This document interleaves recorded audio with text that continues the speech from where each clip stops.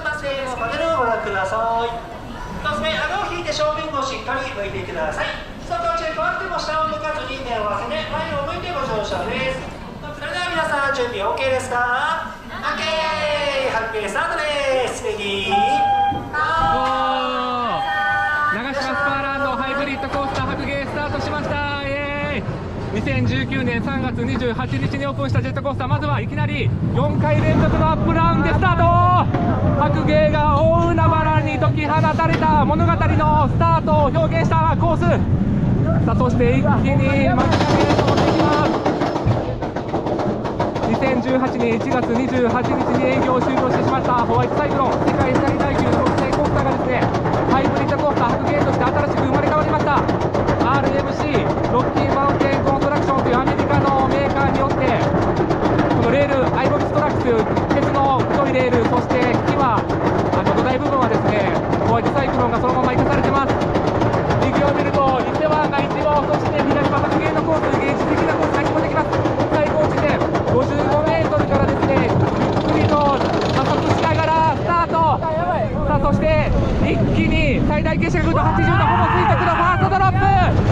白鯨が大海原に解き放たれました。ダブルアップで吹いた最高速度107キロ。さあ、そして外側90度バンク、常識を覆すコースレイアウトに驚愕びっくり。さあ、そしてダブルダウン、ゼロ G インバートでなんと逆さまになって無重力。さあ、そしてホワイトサイクルが残っています。すごい最大 G4.0G、 一気にゼロ G ロール360度無重力。いや、もうこの辺は白鯨の面影が、見てください。白鯨の面影、内側90度バンクで赤泣きそう、一気に駆け抜けます。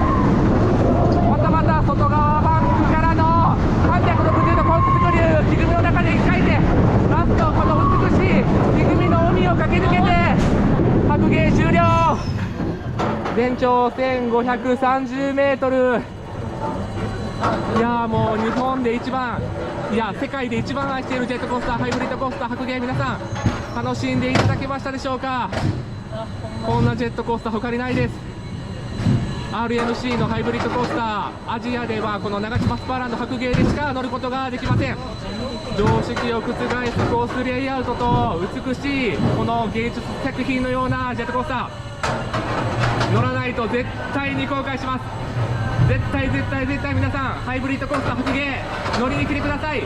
ナガシマスパーランドです。ありがとうございました。白鯨愛してるよー。ありがとう